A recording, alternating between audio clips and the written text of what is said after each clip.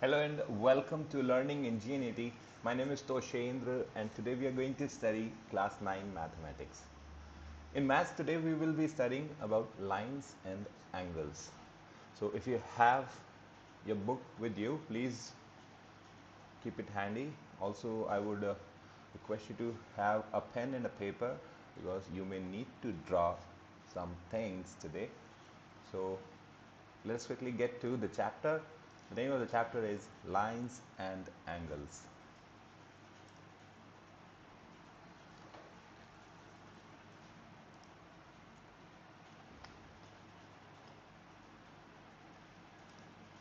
All right, so let's see this. Okay, see, अब वो बात कर रहे हैं एडजेसेंट एंगल. सबसे पहले तो बात कर लेते हैं हम एडजेसेंट एंगल्स क्या होते हैं. सी, if this is a line and this line is being cut by this another line, so this angle is adjacent to this angle. All right, suppose this is angle 1 and this is angle 2. So angle 1 and angle 2 are adjacent angles. ठीक है, अब वो बात कर रहे हैं two adjacent angles are set to form a linear pair of angles. अब ये क्या होंगे? ये हमेशा लीनियर पेयर होंगे. ठीक है, जैसे कि angle 1 plus angle 2 is equals to 180 degrees. ठीक है, तो ये कहलाएगा लीनियर पेयर. अब देख लेते हैं क्या नेक्स्ट बात क्या बोल रहा है ये. ठीक है, आई believe this is clear. Next is, if a ray stands on a line, then the sum of the adjacent angles so formed is 180 degree. ठीक है, वही बात कर रहा है कि अगर किसी लाइन के ऊपर एक रे बना दी जाए. ठीक है, ठीक है, दिस इज अ रे on a line, then the sum of the adjacent angles so formed is ये रे ऐसे. तो अब इसके जो एडजेसेंट एंगल्स कौन से हैं? एक ये रहा और एक ये रहा, और इन दोनों का सम क्या होगा? हमेशा 180 degree, because they are linear pair. Next, if I'm sorry, the sum of all the angles formed on the same side of a line at a given point on the line is 180 degree. ठीक है, इसको let's remove this.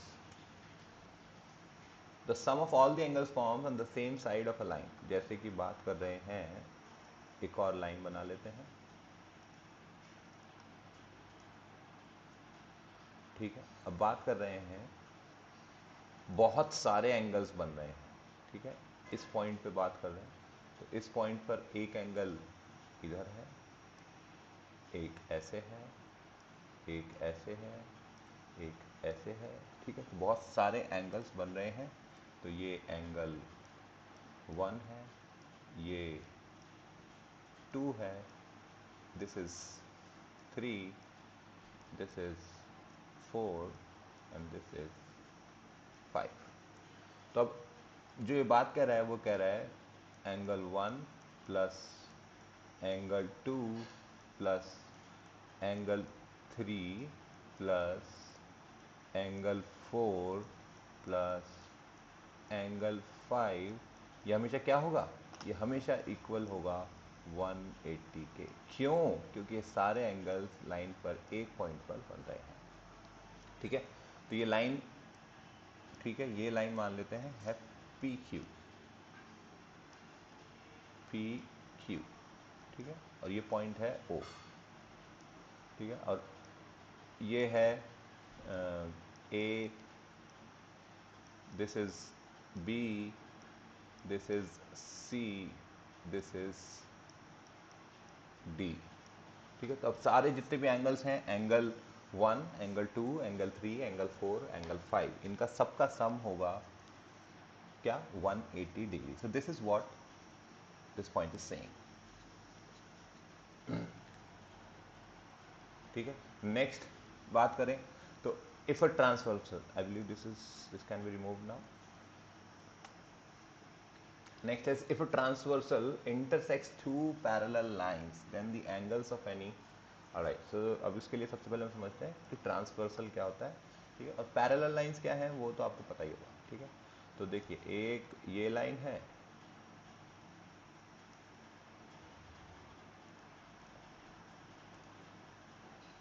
एक जैसे मान लीजिए ये line है और एक ये लाइन है, ठीक है। तो ये क्या पैरेलल है, क्या ये कभी भी मीट करेंगी? नहीं, कभी ये मीट नहीं करेंगी, ठीक है, बिकॉज इनके बीच की डिस्टेंस जो है हर पॉइंट पर सेम है। कहीं पर भी इनके बीच की डिस्टेंस जो है वो चाहे आप यहाँ से यहाँ देख नाप लीजिए, चाहे यहाँ से यहाँ नाप लीजिए, ठीक है, तो ये सब हमेशा डिस्टेंस सारे पॉइंट्स पर इक्वल होगी। इसका मतलब ये लाइन हमेशा पैरेलल है, ठीक है। ये हटा देते हैं। अब बात कर रहे हैं ट्रांसवर्सल। तो ट्रांसवर्सल क्या होता है? ट्रांसवर्सल होता है जो इन लाइन को, इन दोनों लाइंस को और काटेगा, ठीक है, जैसे कि ये, ठीक है। This is a transversal. चलिए इसको नाम दे देते हैं, मान लीजिए ये है पी क्यू, ये है एक पी क्यू, और ये है एल एम, और ए बी लाइन जो है ये ट्रांसवर्सल है पी क्यू और एल एम जो कि पैरेलल है, ठीक है। P Q is parallel to L M and A B जो है वो ट्रांसवर्सल है, ठीक है। ये सिचुएशन अभी दे रखी है। अब इस केस में क्या क्या सिचुएशंस रहेंगी, अब इस सिचुएशन में क्या केसेस हैं वो देखते हैं। तो बात करें the pair of corresponding angles are equal, तो इसके कॉरेस्पॉन्डिंग एंगल्स क्या होंगे? जैसे इस लाइन के ऊपर, इस लाइन के ऊपर ये ट्रांसवर्सल ये एंगल बना रहा है, तो इस वाली लाइन के ऊपर इसका कॉरेस्पॉन्डिंग एंगल होगा ये, ठीक है। तो एंग ने इसको माना 1, तो ये होगा 2, ठीक है। 1 और 2 क्या कॉरेस्पॉन्डिंग एंगल्स, ठीक है। अगर इसको नाम दे देते हैं 3, तो 3 का कॉरेस्पॉन्डिंग एंगल क्या होगा? 3 का कॉरेस्पॉन्डिंग एंगल होगा ये 4। अगर इसको नाम दे देते हैं 5, तो 5 का कॉरेस्पॉन्डिंग एंगल क्या होगा? ये 6। और अगर इसको नाम दे देते हैं 7, तो 7 का कॉरेस्पॉन्डिंग एंगल है ये रहा 8, ठीक है। आई बिलीव समझ में आ रहा होगा। कॉरेस्पॉन्डिंग एंगल क्या होता है? कॉरेस्पॉन्डिंग एंगल वो होता है जो लाइन के सेम पैरेलल लाइंस के जो सेम उसके रेस्पेक्ट में दूसरे लाइन के ऊपर बन रहा हो, ठीक है। सेम ट्रांसवर्सल एक लाइन के ऊपर जिस डायरेक्शन में जैसा एंगल बना रही है, सेम उसके पैरेलल लाइन के ऊपर भी उसी डायरेक्शन में वैसा एंगल बनाएगी, ठीक है। और हमेशा कॉरेस्पॉन्डिंग एंगल्स क्या होंगे ऐसे केसेस में? तो ट्रांसवर्सल जहां पर कट कर रही है तो वहां पर corresponding angles are always equal, ठीक है, ये याद रखना है। अब बात करें the pair of alternate interior angles are equal, ठीक है। अब बात करते हैं ऑल्टरनेट इंटीरियर एंगल्स कौन से होंगे। ऑल्टरनेट इंटीरियर एंगल्स होंगे ये, जैसे कि angle 4 and angle 5, angle 4 equals to angle 5, ठीक है। और कौन सा होगा? एंगल 2 और एंगल 7, एंगल 2 और एंगल 7, ठीक है।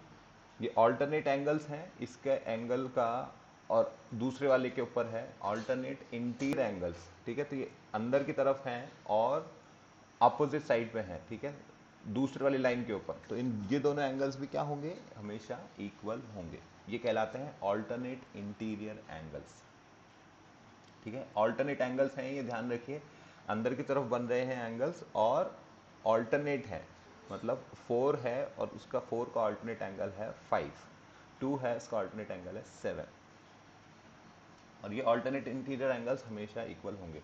और क्या बता रहा है? Pair of interior angles on the same side of the transversal are supplementary, ठीक है। Supplementary means their sum would be 180। तो बात कर रहे हैं पेयर की, तो कैसे?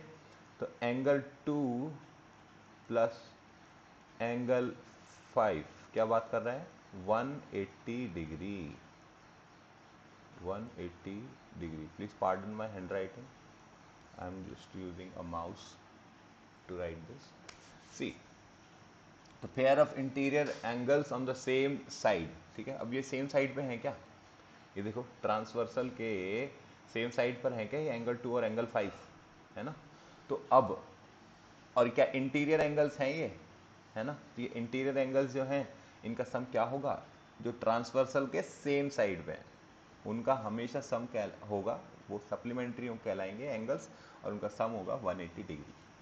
ठीक है, और ये कैसे प्रूव कर सकते हैं? ये प्रूव भी कर सकते हैं अगर आप चाहें तो आप ध्यान से देखिए कि एंगल 5 प्लस एंगल 1, एंगल 5 और एंगल 1 का लीनियर पेयर है, बताया था स्टार्टिंग में, बताया था एंगल 5 और एंगल 1 क्या है? Linear pairs. लीनियर पेयर्स मतलब वो उनका सम 180 होगा। इन दोनों एंगल्स का सम 180 होगा, इसलिए वो क्या कहलाएंगे? Linear pair, angle 1 and angle 5। अब ध्यान से देखिए, एंगल 1 और एंगल 2 तो हमको पता है एंगल 1 और एंगल 2 क्या है? Corresponding angles. तो एंगल 1 होगा एंगल 2 के इक्वल। तो एंगल 1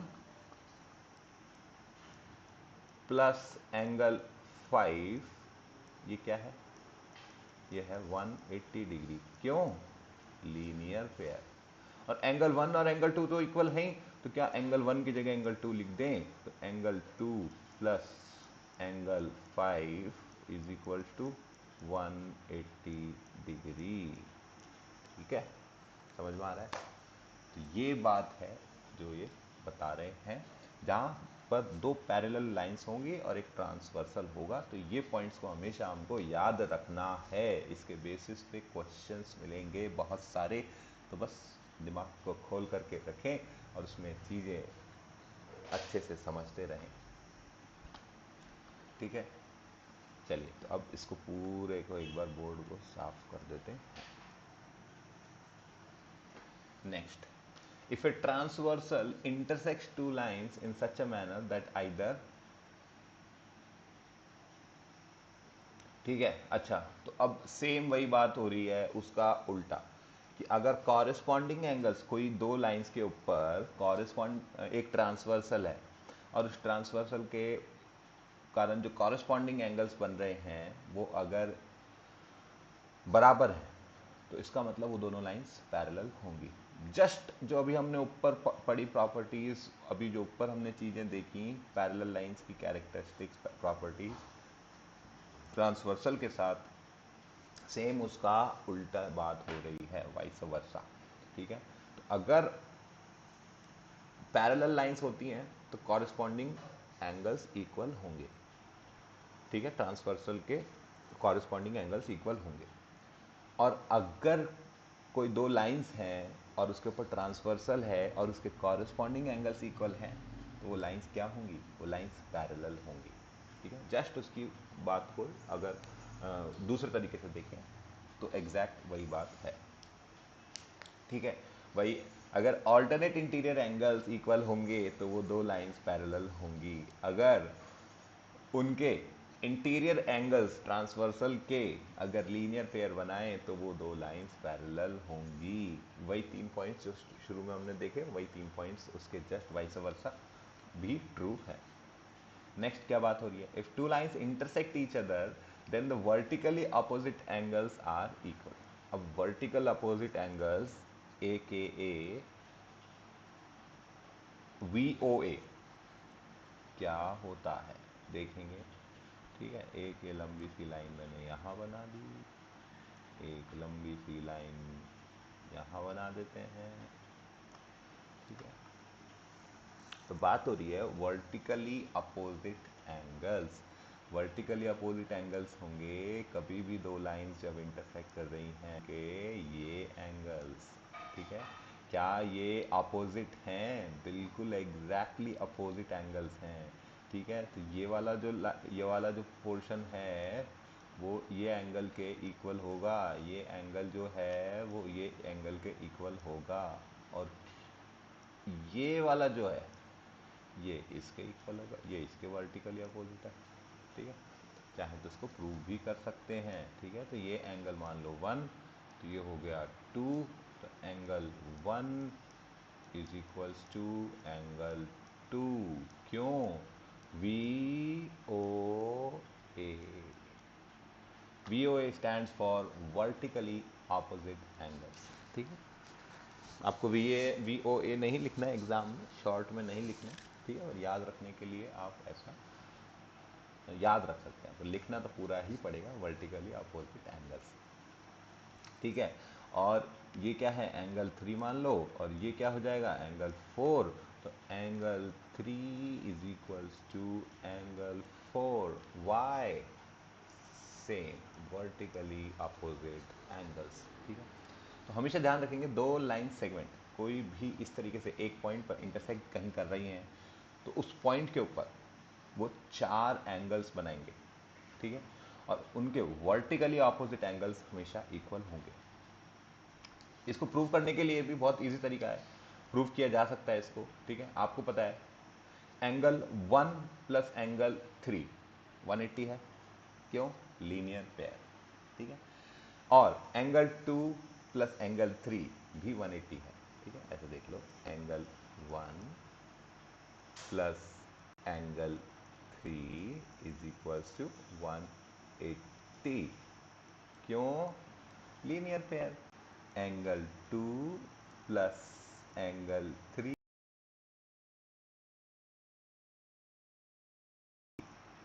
क्यों, अगेन लीनियर पेयर। तो एंगल, अब आप इन दोनों को अगर कंपेयर करें, इन दोनों इक्वेशंस को कंपेयर करें, तो आपको मिलेगा एंगल 1 और एंगल 2 जो है वो इक्वल हैं। कैसे? क्योंकि देखो एंगल 1 3 के साथ ऐड हो रहा है तो भी 180 दे रहा है, एंगल 2 भी 3 के साथ ऐड हो रहा है तो 180 दे रहा है। इसका मतलब एंगल 1 और एंगल 2 की वैल्यू क्या होगी, बराबर।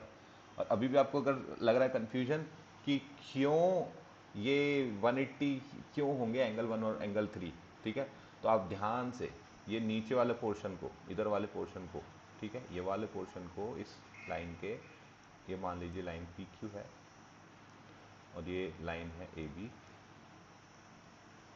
ठीक है। तो लाइन पी क्यू के नीचे वाला पोर्शन जो है इसको अभी इग्नोर कर दो, उसकी तरफ ध्यान ही मत दो, ठीक है। तो आपको सिर्फ एंगल 1 और एंगल 3 दिख जाएंगे, दो एडजेसेंट एंगल्स या दो लीनियर पेयर, ठीक है। तो लीनियर पेयर है तो ऑटोमेटिकली इनका सम क्या होगा, 180। अब सिमिलरली क्या करो, अब ए बी जो है उसके नीचे वाला पोर्शन जो है उसको इग्नोर कर दो, उसको मत देखो, तो आपको दिखेगा एंगल 2 और एंगल 3 जो है वो है लीनियर पेयर। तो ऐसे में आपको दोनों चीज़ें समझ में आ जाएंगी, ठीक है। तो और ये क्या हम कोशिश कर रहे थे समझने की, ये हम समझने की कोशिश कर रहे थे कि वर्टिकली अपोजिट एंगल्स इक्वल होते हैं। क्यों? क्योंकि इससे इससे हमें मिल गया कि angle 1 is equals to angle 2, ठीक है। ये हो गया वर्टिकली अपोजिट एंगल्स, ठीक। नेक्स्ट देखते हैं,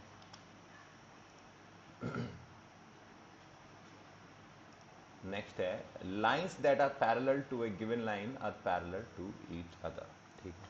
अच्छा, ये क्या बात, क्या मज़ेदार बात बताइए, देख लेते हैं ध्यान से। देखिए ये लाइन है, एक और लाइन बनाने का बोल रहा है, बोले ये लाइन, अब वो बोल रहे हैं एक लाइन जो है ये इधर है, ठीक है।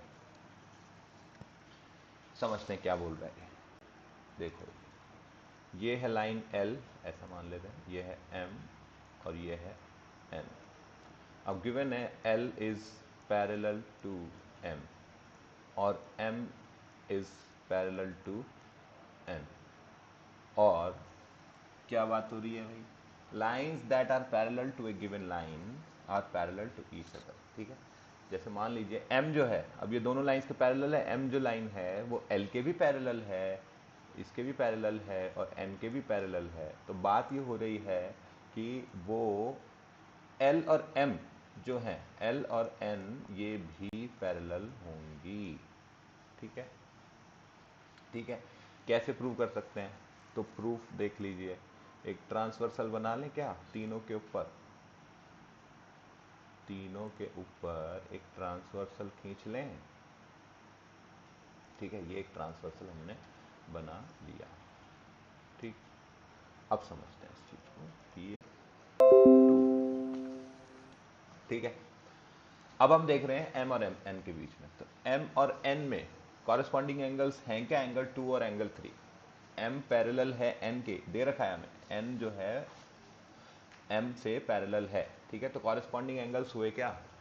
अरे कॉरेस्पॉन्डिंग एंगल्स हो गए क्या? एंगल 2 और एंगल 3 भी।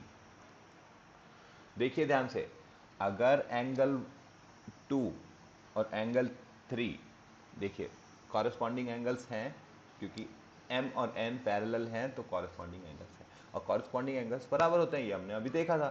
तो अब कॉरेस्पॉन्डिंग एंगल्स वो हैं, बराबर हैं वो, तो इसका मतलब एंगल 1 जो है वो एंगल 2 के इक्वल है, एंगल 2 जो है वो एंगल 3 के इक्वल है। तो क्या हम कह सकते हैं एंगल 1 जो है वो एंगल 3 के भी इक्वल है? देखो, अगर एंगल 1 और एंगल 3 जो है वो इक्वल हो गए तो वो खुद भी तो कॉरेस्पॉन्डिंग एंगल्स हैं।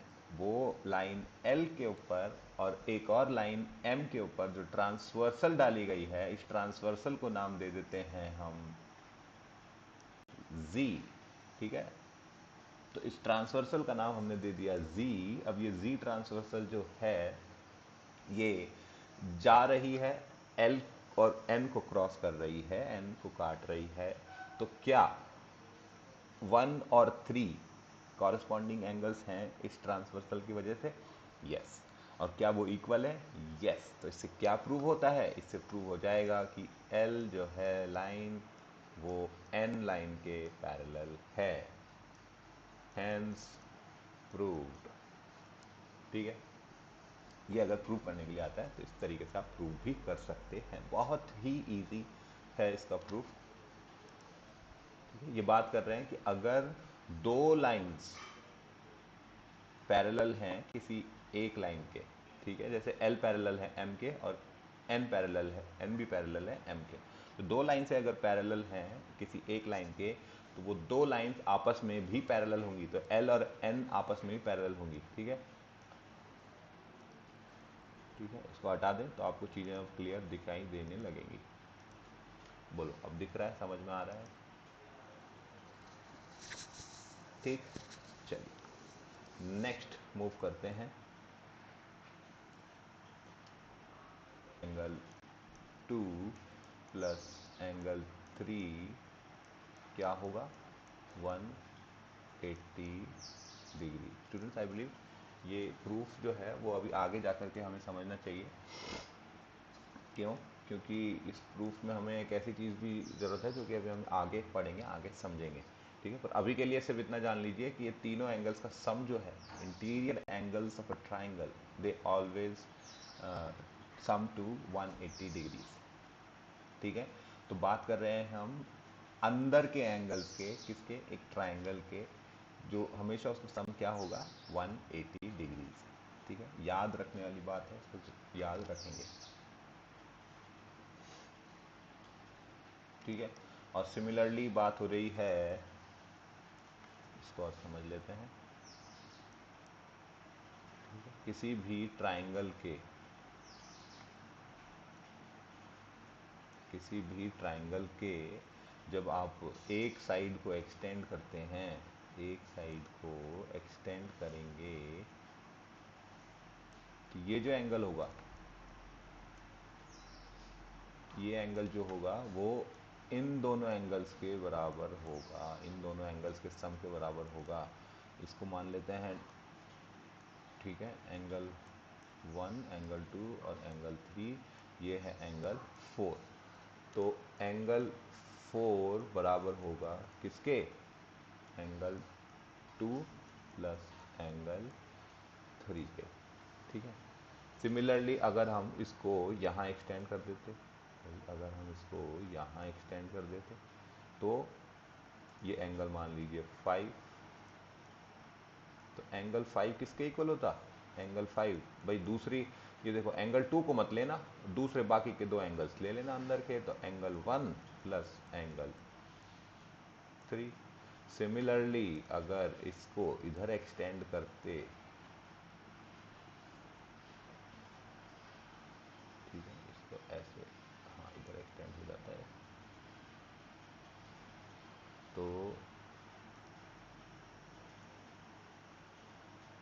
ये एंगल क्या हो जाता, ये एंगल हो जाता एंगल 6, और एंगल 6 जो है वो बराबर हो जाता किसके, angle 1, angle 2 plus angle 1।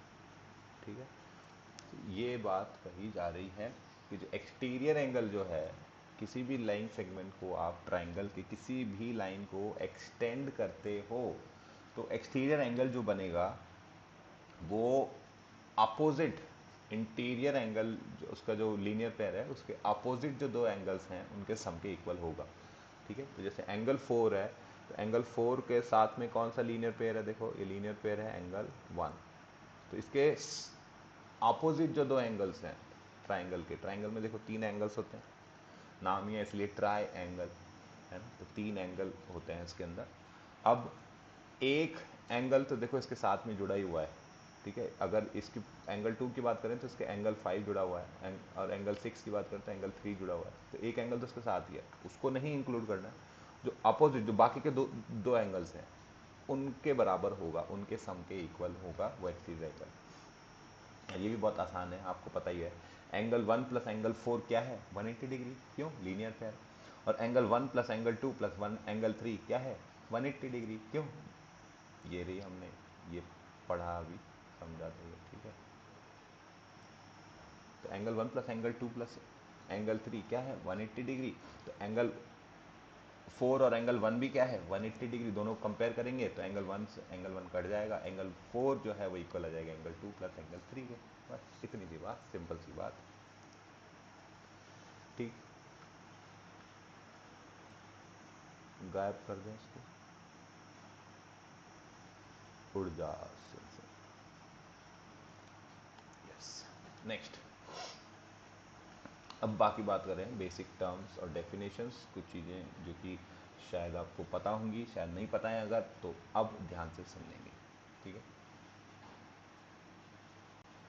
A point is an exact location, कोई भी पॉइंट जो होता है वो एक पर्टिकुलर एग्जैक्ट लोकेशन होता है। We denote a point by a capital letter such as A B C P Q, like किसी भी पॉइंट को बताने के लिए, ठीक है, कोई भी पॉइंट जैसे लेंगे, ये एक पॉइंट है मान लीजिए, तो इस पॉइंट को बताने के लिए बताएंगे, तो ये पॉइंट जैसे ए है, अगर पॉइंट ए और बी को कनेक्ट करेंगे तो ये जो स्ट्रेट पाथ है ये स्ट्रेट पाथ कहलाएगा लाइन सेगमेंट। हमेशा ध्यान रखेंगे, line segment is the is the graph which is combined a locus of a point which moves from one point to another। मतलब क्या है लाइन सेगमेंट, वो दो पॉइंट्स को कनेक्ट हो कर रहे हैं तो लाइन जो बन रही है that is known as line segment. बस इतना समझ लो, ठीक है। और उसको लिखा कैसे जाता है, इसको लिखा जाता है ऐसे, ए बी और ए बी के सर के ऊपर छत, देखो ऐसे ए बी और ए बी के सर के ऊपर छत, इस तरीके से लिखा जाता है क्या, line segment. Obviously it has a definite length, क्यों, क्योंकि दो पॉइंट्स के बीच की जितनी डिस्टेंस होगी वही तो लाइन सेगमेंट की लेंथ होगी। ठीक है, तो लाइन सेगमेंट की लेंथ क्या होती है, कोई भी दो पॉइंट्स जो उसको कनेक्ट कर रही है, जो क्रिएट कर रही है लाइन सेगमेंट को, उस पॉइंट्स की दूरी। और क्या बात बता रहे हैं, a line segment A B, I believe ये आपने 7th 8th में पढ़ा होगा, ठीक है, जब आप और बच्चे हुआ करते थे तब पढ़ा था ये आपने, वही रिवाइज करवाया जा रहा है आपको, ताकि कोई डाउट अगर पुराने कोई छूट गए हों तो वो अब क्लियर हो जाए, ताकि आगे जा कर के दिक्कत नहीं आए। ये बेसिक्स ही चल रहे हैं अभी आपके, ठीक है। A line segment A B when extended indefinitely in one direction is called a ray. देखो भैया कहाँ गया रे, ये रहा रे, ठीक है। तो एक लाइन सेगमेंट जिसका एक पॉइंट तो फिक्स्ड है और दूसरा पॉइंट फिक्स्ड नहीं है, तो दूसरा पॉइंट फिक्स्ड नहीं है तो उसकी तरफ एरो बना हुआ है, और एरो जो है वो चलता रहेगा चलता रहेगा, ठीक है। तो दैट इज़ वाई उसको क्या बोलेंगे, उसका एक फिक्स्ड पॉइंट है और दूसरी तरफ तो जितनी दूर जो है वो जा सकता है, तो वो कहलाता है रे, ठीक है। जैसा आपने देखा होगा रे ऑफ लाइट, जैसे अपनी बात करें सनलाइट, सनलाइट इज अ रे। क्यों? क्योंकि वो स्टार्ट जो है वो एक पॉइंट से हो रहा है, ठीक है, वो एक पॉइंट से स्टार्ट हो रहा है, द सन, उससे सोर्स है वो, और उसके बाद में वो चारों तरफ जो है उसकी जो रेज जो निकल रही हैं और वो जा रही हैं दूर तक, बहुत दूर तक, ठीक।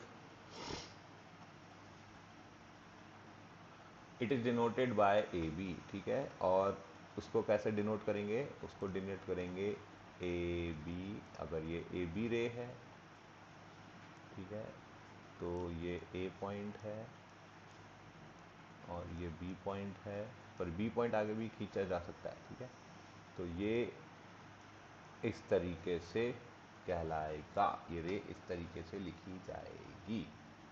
और इसका क्या होता है? एक एंड पॉइंट होता है ए, ठीक है, जो कि आपने शुरू में लिखा है उसको आप हमेशा एंड पॉइंट बताएंगे। अगर ये रे ऐसे होती, ऐसे नहीं, ये रे ऐसे होती अगर, और इधर आप पॉइंट बताते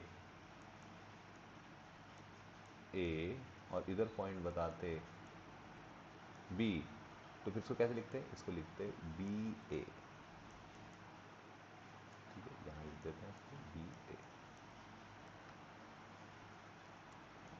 तो ये रे हो जाती बी ए, तो बी ए और उसके ऊपर क्या, एक एरो वाली छत, उसके ऊपर एरो वाली छत है, और वो एरो जो है वो किस तरफ आएगा? जो पॉइंट एक्सटेंड जो है उसके ऊपर एरो आएगा, और जो दूसरा वाला है वो पहले लिखा जाएगा, जिसका एंड पॉइंट है वो पहले लिखा जाएगा। तो इस तरीके से डिनोट करोगे आप किसको? रे को। A line segment when extended indefinitely in both the directions called line AB। चलिए, तो ये तो बिठा देते हैं, और अब आपको बताते हैं कि लाइन सेगमेंट जो है वो क्या है। तो लाइन सेगमेंट जो है वो ऐसा है कि दोनों तरफ ही एक्सटेंड की जा सकती है, ठीक है। तो मान लीजिए लाइन ये है, तो इसके ऊपर ये दो पॉइंट्स हैं ए और बी, और ये दोनों तरफ एक्सटेंड हो सकती है, तो ये कहलाएगी लाइन ए बी। और क्योंकि ये दोनों तरफ एक्सटेंड हो सकती है, इसलिए दोनों तरफ एरो वाली छत बन जाएगी, ठीक है। तो ए बी के ऊपर छत, लेकिन दोनों तरफ एरो। दोनों तरफ एरो क्यों? क्योंकि दोनों तरफ ये एक्सटेंड हो सकती है, ठीक, क्योंकि ये लाइन सेगमेंट नहीं है, ये लाइन है, ठीक है। तो लाइन सेगमेंट और लाइन में क्या अंतर है? देखो, सेगमेंट क्या होता है? पोर्शन या पार्ट, ठीक है। तो एक बहुत ही लाइन, लाइन क्या होती है? इनफाइनाइटली लंबी, ठीक है, यहाँ से और बस आप इमेजिन नहीं कर सकते जितनी दूर तक भी भेज सकते हो जैसे लाइन को, तो वहाँ तक, ठीक है। तो इनफाइनाइटली लंबी होती है लाइन। अब जो हम ले रहे हैं, मान लो इतनी सी ले रहे हैं, या उसका पोर्शन ले लेते हैं, टुकड़ा ले लेते हैं, ठीक है, या इतना ले लेते हैं टुकड़ा, ठीक है। तो ये क्या है? ये बहुत ही लंबी, इनफाइनाइटली लंबी लाइन है, और उस लाइन के ऊपर एक सेगमेंट है, एक पोर्शन है, एक पार्ट है, ठीक है, इसलिए वो कहलाता है लाइन सेगमेंट, ठीक है। तो लाइन सेगमेंट की जो है एक डेफिनेट लेंथ होती है, लाइन की नहीं होती है, लाइन तो इनडेफिनेट है, ठीक है। तो अब ये बात कर रहे हैं, it has no definite length and it is labelled by small letters. और यूजुअली इस लाइन को कैसे बताया जाएगा? ये जैसे line L M N P Q, इस तरीके से लाइन को बताया जाता है। अब हम बात कर रहे हैं बेसिक्स में। तो इफ़ 3 और more points lie on the same line, भाई देखिए, ये एक पॉइंट है,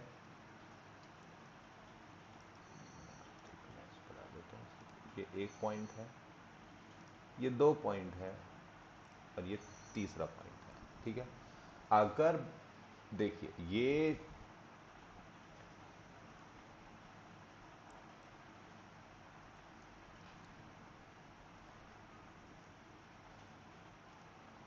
एक सेकेंड, अगर ये तीनों पॉइंट्स एक ही लाइन में हैं, अगर ये तीनों पॉइंट्स एक ही लाइन पे हैं, जैसे कि इसको लाइन को पकड़ के और खींचा और एक्सटेंड किया, तो वो इस तरीके से तीसरा पॉइंट भी जो है उस लाइन के ऊपर आ गया, तो ये क्या कहलाएगा? ये हो गया पॉइंट ए, ये हो गया पॉइंट बी, ये हो गया पॉइंट सी। तो ये पॉइंट ए बी सी क्या है? कोलिनियर। कोलिनियर, कोलिनियर, ये रहा कोलिनियर पॉइंट्स। ये ए बी सी पॉइंट्स क्या हैं? कोलिनियर। कोलिनियर मतलब एक ही लाइन के ऊपर लाई करते हैं, ठीक, समझ लेना। कभी भी दो पॉइंट हैं और तीसरा पॉइंट भी जो है अगर उस लाइन के ऊपर आ जाए, दो पॉइंट तो हमेशा लाइन पे होंगे ही, ठीक है। जैसे मान लो ये पॉइंट है, ये पॉइंट है, हमेशा इनसे कोई ना कोई एक लाइन जाएगी। ये पॉइंट है, ये पॉइंट है, इससे कोई ना कोई लाइन जाएगी। ये पॉइंट है, ये पॉइंट है, इससे कोई ना कोई लाइन जाएगी। तो दो पॉइंट तो हमेशा लाइन पे होंगे ही। पर अगर एक और तीसरा पॉइंट भी उस लाइन पर आ जाता है तो वो क्या कहलाएगा? कोलिनियर कहलाएगा, ठीक है। जैसे ये हो गया सी पॉइंट, इस तरीके से। Next, otherwise they are non collinear. Collinear points, ये देखो, ये देखो और ये देखो, क्या ये तीनों पॉइंट्स एक लाइन में हैं? नहीं, तो इसका मतलब ये नॉन कोलिनियर है। तो तीन पॉइंट्स एक लाइन में होना जरूरी, तो वो कोलिनियर, नहीं तो नॉन कोलिनियर। ऑलराइट, चलिए नेक्स्ट देख लेते हैं एंगल्स क्या होते हैं। तो बोर्ड की सफाई करनी जरूरी है। एंगल्स क्या होते हैं? तो एंगल सबसे पहले बताएं हमको, कोई भी दो रेज अगर मिलेंगी तो वो एंगल बनाएंगी, ठीक है, ये तो आपको पता ही है। ये एक लाइन और इसी पॉइंट से एक और, ये angle is formed when two rays originate from the same end point, ठीक है। एंड पॉइंट इनका सेम होना चाहिए। अब बाकी किसी भी डायरेक्शन में जा सकती हैं, ये ऐसे भी जा सकती थी, ठीक है, पर ये फिर भी एंगल बनाएंगी, ठीक है। ये भी एक एंगल है और ये भी एक एंगल है। The rays making the angle are called arms of the angle. Obviously, ये क्या कहलाएंगी? ये क्या है? ये क्या कहलाएंगी? ये आर्म्स हैं, इस एंगल की आर्म्स, ठीक है, जिसकी वजह से वो बन रहा है एंगल। और and point is called vertex. ये क्या कहलाएगा? ये पॉइंट जो है, ये पॉइंट कहलाएगा वर्टेक्स,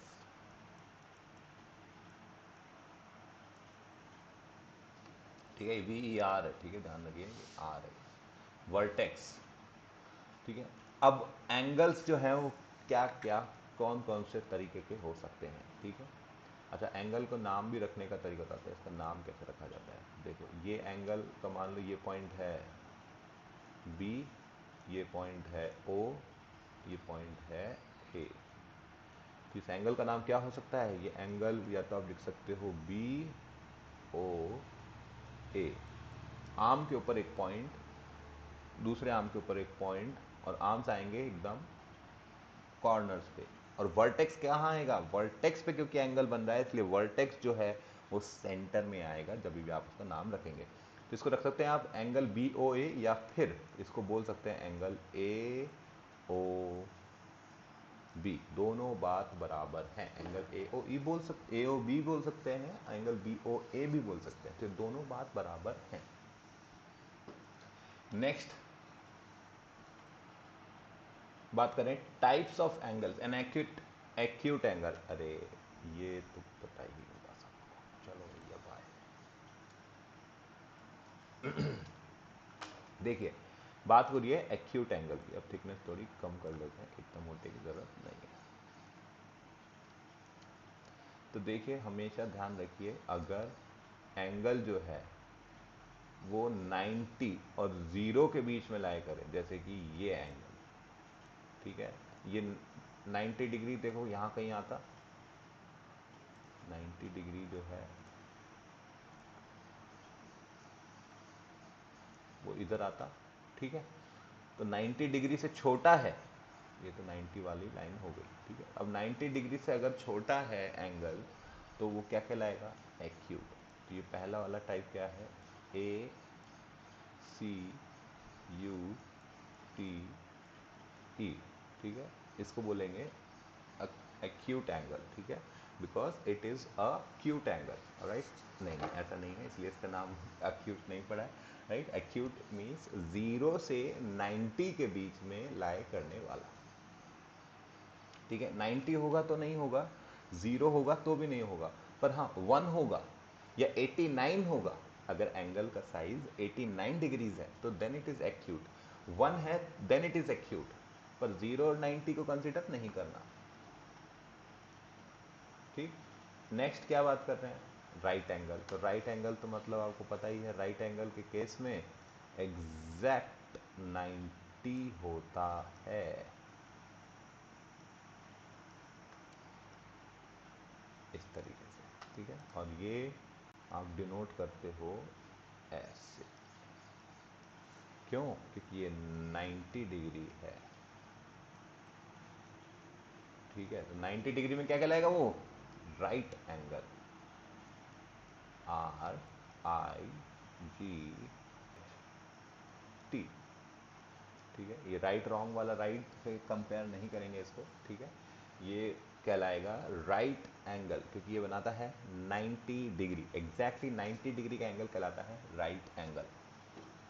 और देख लेते हैं क्या बात हो रही है, ठीक है। अब भाई 90 से छोटा हो गया, 90 हो गया, अब 90 से बड़ा देख लेते हैं। तो 90 से बड़े एंगल को हम बोलते हैं ऑब्ट्यूज एंगल, ठीक है। तो 90 जो है वो इधर आ रहा है, देखो भाई 90 इधर आ रहा था, ठीक है। तो अब ये 90 तो यहाँ आ गया था, 90 से बड़ा एंगल है ये एंगल पूरा कहाँ से कहाँ तक है, ये एंगल पूरा यहाँ से यहाँ तक, ठीक है। तो ये पूरा एंगल जो है, तो इस एंगल को क्या कहेंगे हम, ऑब्ट्यूज,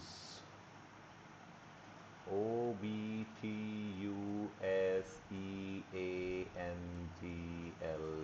ऑब्ट्यूज एंगल, ठीक। अब बात कर रहे हैं next is straight angle. Straight angle क्या होता है भाई, तो स्ट्रेट एंगल के लिए हमें चाहिए ये, ठीक है। तो ऐसा देख लो भाई, ये एक रे है, ये एक रे है इधर, ठीक है। और अगर इस पॉइंट से एक रे इधर जाती है, ठीक है, तो ये क्या हो गया, ये एक स्ट्रेट एंगल हो गया, ये इस पॉइंट पर एक टी से बड़ा है, तो वो एंगल क्या कहलाएगा, वो एंगल कहलाएगा रिफ्लेक्स एंगल।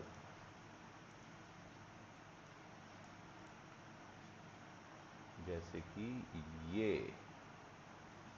ठीक है, ये एंगल कहलाएगा रिफ्लेक्स एंगल, ठीक है। तो ये बात कर रहे हैं हम जहां एंगल 180 से बड़ा है और 360 से छोटा है, तो 180 से 360 के बीच में लाई करेगा तो वो कहलाएगा रिफ्लेक्स एंगल, ठीक है। Reflex would be spelled as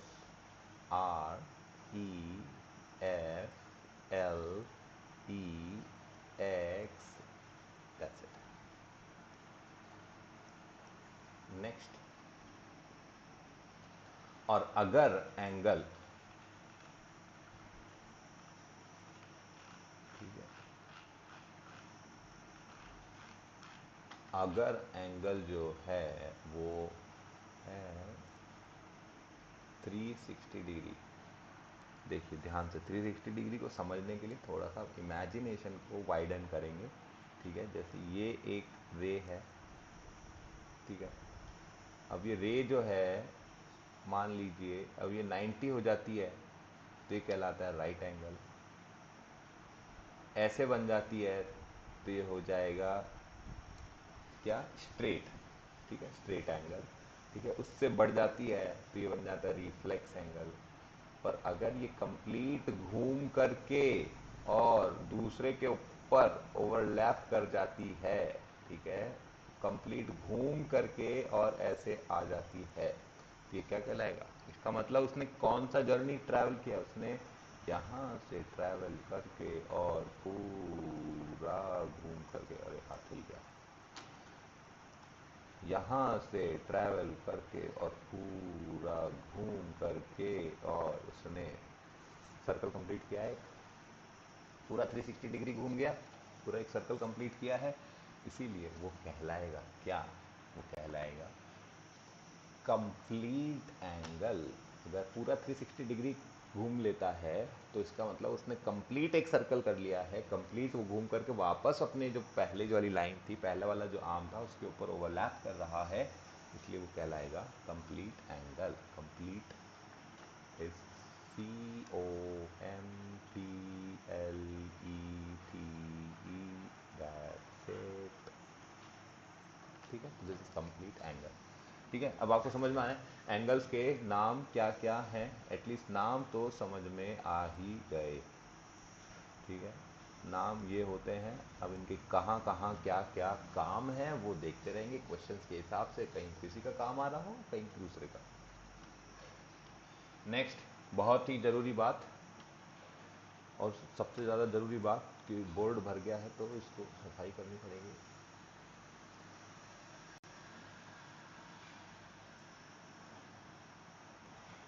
ठीक है, ठीक ठीक। अब बात कर रहे हैं कॉम्प्लीमेंट्री एंगल्स क्या होते हैं और सप्लीमेंट्री एंगल्स क्या होते हैं। देखिए, कॉम्प्लीमेंट्री एंगल्स क्या होते हैं, अगर कोई दो एंगल्स हैं, एंगल्स बना लें भैया, सबसे पहले तो सर्वप्रथम दो एंगल्स बना लें। ठीक है, ये एक एंगल और ये दूसरा एंगल।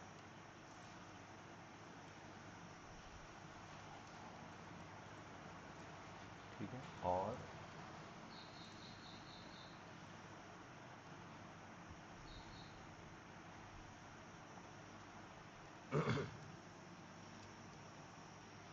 ठीक है, if the sum of two angles is 90 degree then they are called complementary angles। ये एंगल 1, ये एंगल 2, तो angle 1 plus angle 2 is equals to 90 degree है क्या। तो 90 डिग्री अगर है तो एंगल 1 और 2 क्या है, complementary angles. Whereas if the sum of two angles is 180 degree then they are supplementary angles। अगर ये मान लेते हैं एंगल 3 और ये मान लेते हैं एंगल 4, तो angle 3 plus angle 4 is equals to 180 degree, right. तो इसका मतलब एंगल 3 और एंगल 4 क्या है, सप्लीमेंट्री एंगल्स। Alright, clear. ये जो है ना मेरे को बहुत ही इंटरेस्टिंग लगता है, इसलिए नहीं कि इसके अंदर ड्राइंग्स वगैरह हैं, और इसलिए क्योंकि ये बहुत ही इजी है, बस इमेजिनेशन है इसके अंदर। बस इमेजिन अगर आप प्रॉपर कर पा रहे हैं, इमेजिनेशन स्किल्स अगर हैं प्रॉपर, तो फिर बहुत मज़ा आएगा आपको करने में। ठीक है, pairs of angles having common vertex, तो ये ऑलरेडी आपको बता दिया। ठीक है, फिर भी एक बार देख लें, कुछ नया भी है क्योंकि जैसे ये एक लाइन है और उसके ऊपर हमने ऐसे एक बना दिया एंगल। ठीक है, ये तो एक एंगल ये हो गया और एक एंगल ये हो गया। ठीक है, तो अब ये ध्यान से देखिए आप, ये देखिए, ये है ए, ये है ओ, ये है बी, ये सिर्फ नाम रख रहे हैं हम इनके, और ये पी पॉइंट मान लेते हैं रेफरेंस। ठीक है, पॉइंट ओ के ऊपर दो एंगल्स बन रहे हैं, और वो क्या क्या है, एक एंगल ए ओ पी और एक एंगल बी ओ पी। ठीक है, एक एंगल ये और एक एंगल ये।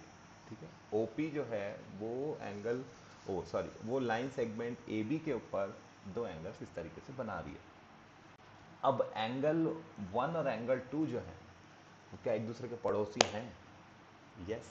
वो एक दूसरे के पड़ोस में रहते हैं, यस। पॉइंट ओ उनका कॉमन है, यस। तो वो कहलाएंगे एडजेसेंट एंगल्स। ठीक है, तो एडजेसेंट एंगल्स जहाँ पर बात होगी कॉमन वर्टेक्स की, तो two angles are said to be adjacent angles, they have the same vertex. अगर उनका पॉइंट जिस एंगल पे वो बन रहे हैं, जिस पॉइंट पर वो बन रहे हैं, वो अगर पॉइंट कॉमन है दोनों का, उनका वर्टेक्स जो है वो सेम है, तो वो कहलाएंगे एडजेसेंट एंगल्स। और they have a common arm. Common arm है क्या इनकी?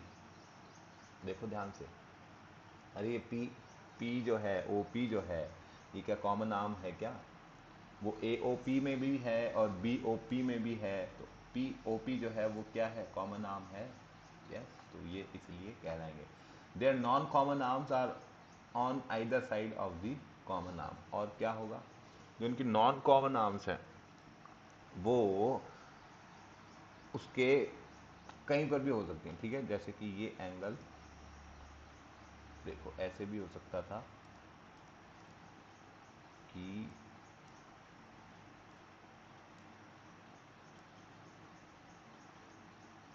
ठीक है, तो भी एडजेसेंट एंगल्स होंगे। ए और एंगल 1, ये एंगल 2, ये पॉइंट बी, ये पॉइंट पी, ये पॉइंट ए, ये पॉइंट ओ, ठीक है। अभी भी एंगल 1 जो है एंगल 2 का एडजेसेंट एंगल है, ठीक है। अभी भी एंगल 1 और एंगल 2 एडजेसेंट एंगल्स हैं। क्यों? देखो, क्या कॉमन आर्म है? Yes, O P. और क्या कॉमन वर्टेक्स है? यस, ओ, ठीक है। और क्या बोले तीसरी बात? Non common arms are on either side of the common arm, ठीक है। तो ईदर साइड मतलब कि दोनों तरफ होनी चाहिए। नॉन कॉमन आर्म्स जो है वो दोनों तरफ होनी चाहिए, एक तरफ नहीं होना चाहिए, ठीक है। अगर मान लो इस तरीके से अगर यहाँ से बीच में से एक ऐसा जा रही होती है, ठीक है, तो क्या ये कहलाते हैं एडजेसेंट एंगल्स? नहीं। अरे वो तो एक एंगल ने दूसरे एंगल को काट दिया उल्टा, ठीक है। ये जो बीच में अगर लाइन सेगमेंट ऐसे आ जाती, ठीक है, अगर दोनों जो है वो एक तरफ ही हो जाती, दोनों आर्म्स जो हैं वो कॉमन आर्म के एक तरफ ही हो जाते, तो फिर वो एडजेसेंट एंगल्स नहीं कहलाते। तो इसलिए एक जो है कॉमन आर्म के मान लो लेफ्ट में है, तो एक कॉमन आर्म के राइट में होना चाहिए। इस तरीके से अलग अलग साइड में होना चाहिए। तो वो क्या कहलाएंगे? ये कहलाएंगे एडजेसेंट एंगल्स। एडजेसेंट वैसे आपको बताते हैं इंग्लिश में कि उसका एडजेसेंट का मतलब है पड़ोसी, बगल वाला, ठीक है। Next, linear pair of angles. Linear pair आपको ऑलरेडी अभी बता चुके हैं कि अगर एक लाइन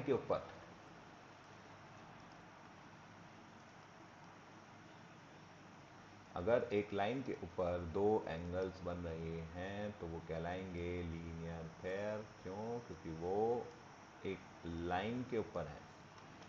लीनियर पेयर क्या कहलाएंगे? Two adjacent angle set to form a linear pair if their non common arms are two opposite rays, ठीक है। नॉन कॉमन आर्म जो है वो दो ऑपोजिट रेज हैं, ठीक है। जैसे कि इस केस में ए ओ बी, तो एक रे हो गई ओ ए, एक रे हो गई ओ बी, ठीक है। और ये क्या है?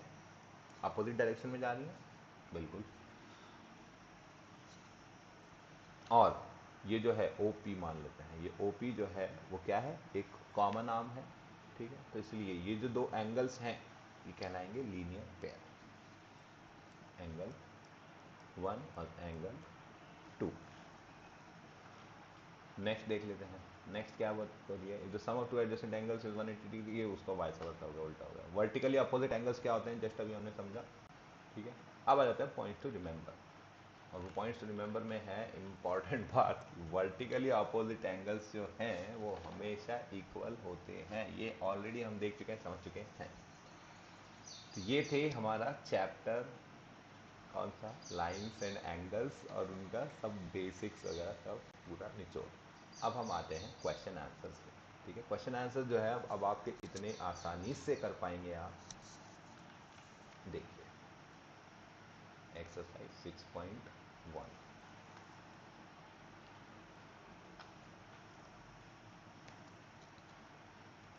ओके स्टूडेंट्स, देखिए, in the following figure lines AB and CD intersect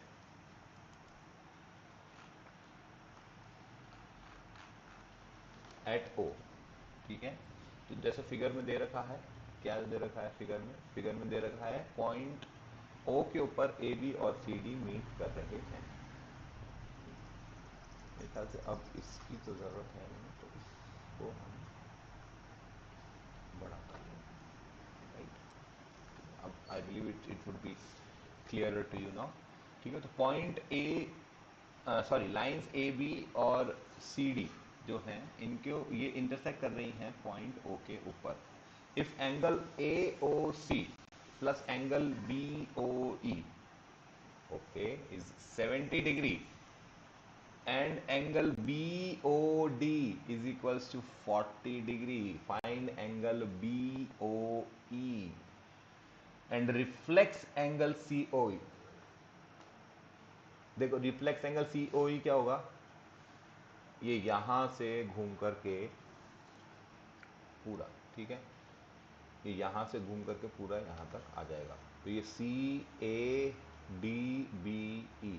ये पॉइंट्स को सबको कनेक्ट करते हुए जो एंगल यहाँ बनेगा ये रिफ्लेक्स एंगल COE होगा।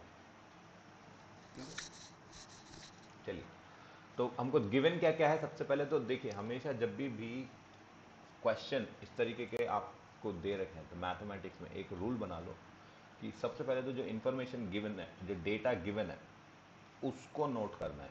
सबसे पहले स्टार्टिंग फर्स्ट स्टेप इज जो गिवन डेटा है उसको नोट करें। तो गिवन क्या क्या है, A B is a straight line दे रखा है, ए बी जो है वो एक स्ट्रेट लाइन है गिवन है। Angle A O C plus angle C O E plus angle E O B is equal to 180 degree. तो इससे हमको क्या पता चल गया, ठीक है, क्योंकि वो स्ट्रेट लाइन है, इसका मतलब आपको पता है कि एक पॉइंट पर जितने भी एंगल बनेंगे एक स्ट्रेट लाइन के ऊपर, एक पॉइंट पर जितने भी एंगल्स बनेंगे उनका सम क्या होगा, 180 डिग्री। ये हमने पढ़ा था स्टार्टिंग फर्स्ट 2 पॉइंट्स में, यही बात हुई थी। तो angle A O C plus angle C O E plus angle E O B equals to 180 degree. ठीक, ठीक है, ये एंगल ए ओ सी, ये एंगल सी ओ ई, और ये एंगल ई ओ बी। क्योंकि ए बी क्या है, एक स्ट्रेट लाइन, ठीक है, इसलिए हमेशा ये क्या होंगे, ये इनका सम होगा 180 डिग्री।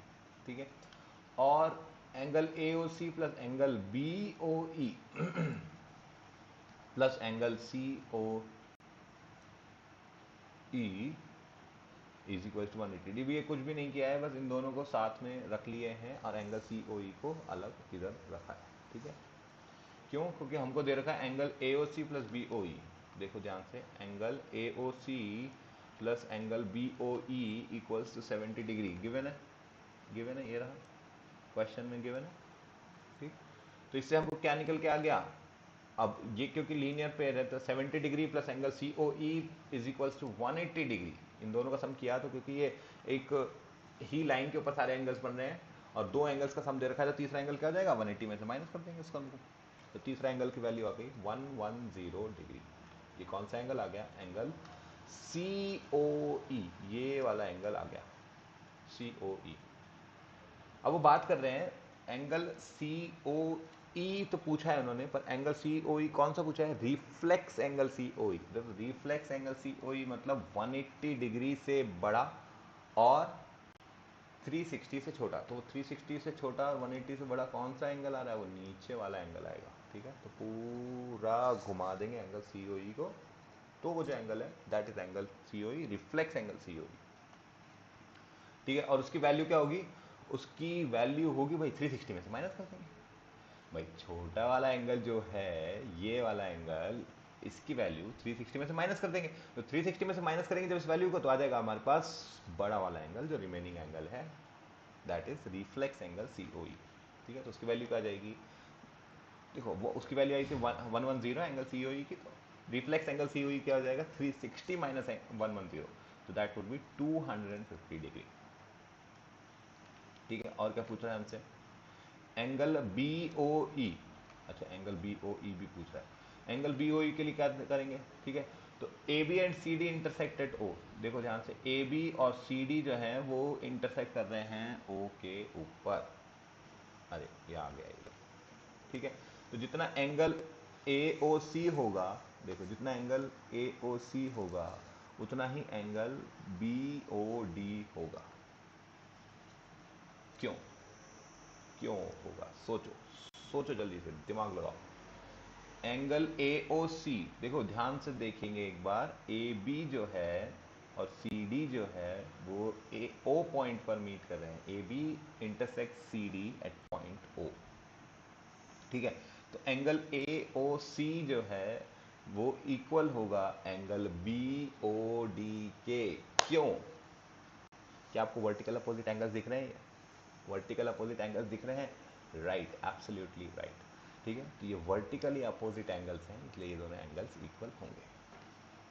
ठीक है, तो angle COA is equal to angle BOD, angle COA is equal to angle BOD। और एंगल BOD की वैल्यू क्या दे रखी है? एंगल BOD की वैल्यू दे रखी है 40 डिग्री, ये गिवन है। Angle BOD is equal to 40 degree question में गिवन है। तो इसका मतलब एंगल COA की वैल्यू क्या आ गई? एंगल COA की वैल्यू आ गई 40 डिग्री। अब आपको ये पता है एंगल COA या angle AOC plus angle BOE is equal to 70 degree. ये देखो भाई गिवन है, ये सारी इंफॉर्मेशन सब क्वेश्चन में ही गिवन है, बस हमको एक बार याद रखना है क्वेश्चन में क्या क्या गिवन है। ठीक है, तो angle AOC plus angle BOE की वैल्यू दे रखी है 70 डिग्री। तो यहाँ से आप निकाल लो, आपको पता है एंगल AOC कितना है, तो angle 40 plus angle BOE 40 degree plus angle BOE is equal to 70 degree. तो एंगल BOE की वैल्यू आ गई 70 minus 40 degree is equal to 30 degree. ठीक है, ये माइनस का साइन है, टाइपिंग मिस्टेक हो गया। ठीक है, तो BOE इज इक्वल टू होगा 70 minus 40 which is equal to 30 degree. तो एंगल BOE की वैल्यू क्या आ गई? 30 डिग्री। और क्या पूछा था? रिफ्लेक्स एंगल COE 250 डिग्री, निकाल लिया, हो गया।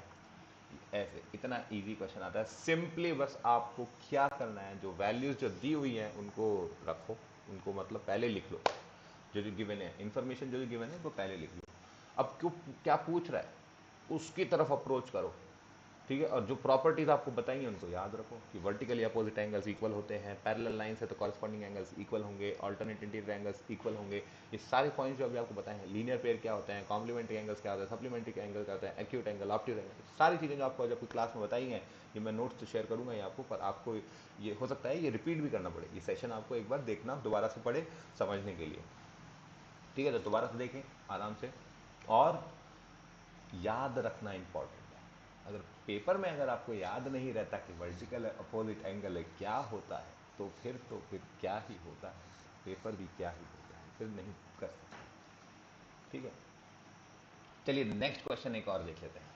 In the following figure lines XY and MN intersect at O। ठीक है, XY और MN जो है ये O पॉइंट पर मीट कर रहे हैं। If angle POY equals 90 degree, ये जो एंगल POY है, एंगल पॉय है, ये 90 डिग्री है। राइट, इट्स नॉट एंगल पॉय, इट्स POY। ठीक है, हमेशा याद रखेंगे, तो पॉइंट टू पॉइंट ही नाम इनको लेने हैं। And A/B is equals to 2:3। ठीक है, एंगल A जो है, एंगल A ये रहा, angle POM is to angle MOX।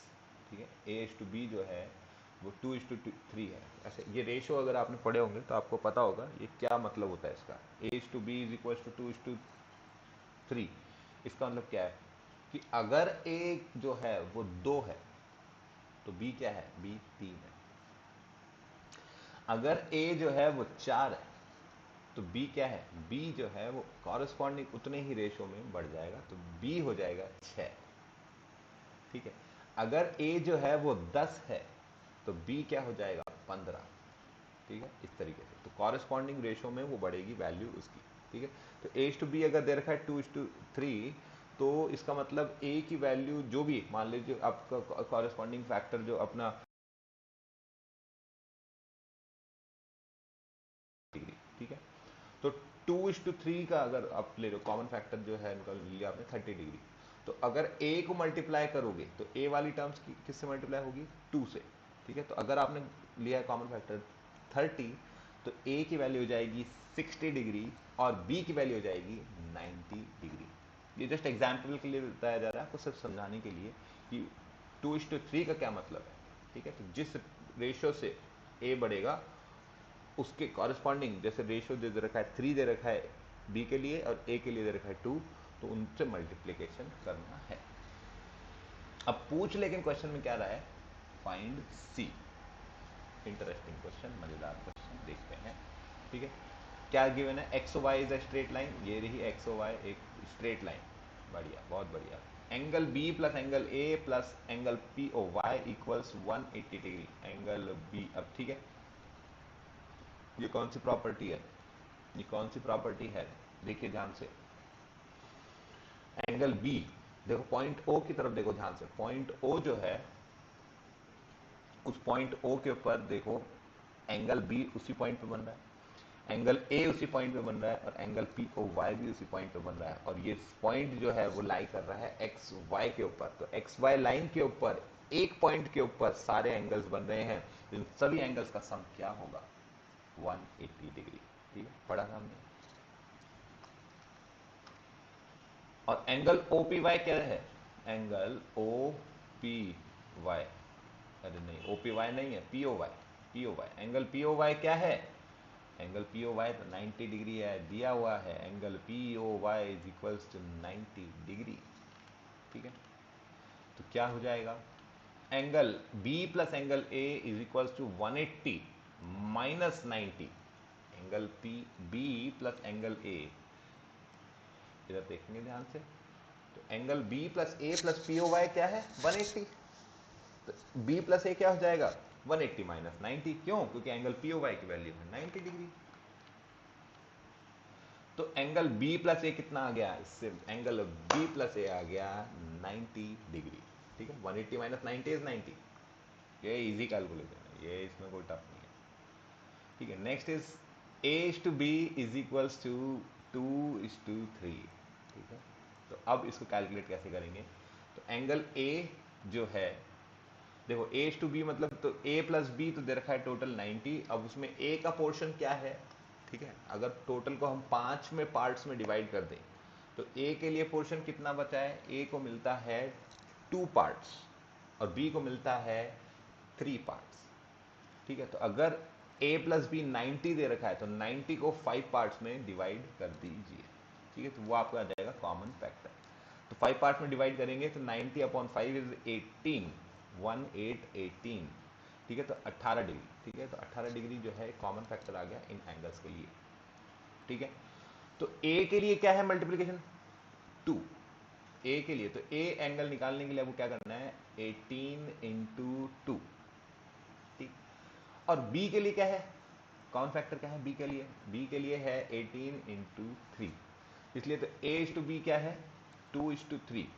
तो ए से मल्टीप्लाई करना है आपको, 2 से मल्टीप्लाई करना है 18, 18 को मल्टीप्लाई करना है ए के फैक्टर से विच इज 2, और 18 को मल्टीप्लाई करना है बी के फैक्टर से विच इज 3।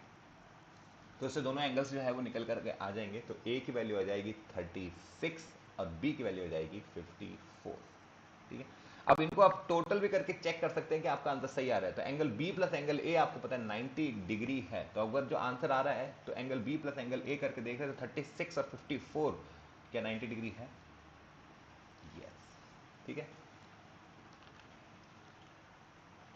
और अब पूछ रहा है since X Y and M N intersect, अब और क्या पूछ रहा है देखिए क्वेश्चन में, फाइंड सी। ये तो एंगल अपने बी और ए निकल गए, और आपको पता है अभी पूछ रहा है एंगल सी। तो एंगल सी क्या है, अरे सिंपल सी बात है, इस इमेज में इस फोटो में देखेंगे ध्यान से तो एम एन एक लाइन है क्या, एम एन भी एक स्ट्रेट लाइन है क्या, और एम एन के ऊपर एंगल बी और एंगल सी क्या लीनियर पेयर हैं, ध्यान से देखेंगे इसको तो आपको समझ में आएगा। ठीक है, तो एम एन के जो ऊपर वाला पोर्शन है उसको अभी इग्नोर कर दो। ठीक है, सिर्फ नीचे वाला पोर्शन में देखो जहां पर बी एंगल सी एंगल है, तो नीचे वाले पोर्शन में जब आप देखोगे एंगल बी और एंगल सी तो आपको दिखेंगे एंगल बी और सी तो लीनियर पेयर है, और लीनियर पेयर है तो इसका मतलब angle B plus angle C क्या होगा 180 degree. Angle B plus angle C अगर 180 डिग्री है, एंगल बी आपको पता है कितना है 54 डिग्री, आपने कैलकुलेट करके निकाला था एंगल बी 54 डिग्री, तो इससे क्या आ जाएगा, एंगल सी आ जाएगा 180 माइनस 54 विच इज 126। इसमें क्या से निकाला हुआ है, इसमें देखो यहाँ से इसमें ऐसे निकाला हुआ है, इसमें इधर की तरफ से निकाला हुआ है, ठीक है। यहाँ पे angle P O Y angle A plus B ऐसे करके निकाला है। आप सिंपली क्या करेंगे, आप इस वाले मेथड से निकाल लो, एम एन जो लाइन सेगमेंट है इसके ऊपर एंगल बी और एंगल सी जो है लीनियर पेयर है और एंगल बी की वैल्यू है, तो एंगल बी प्लस सी क्या हो जाएगा 180 degree, angle B is 54 degree, तो एंगल सी हो जाएगा 180 माइनस 54 विच इज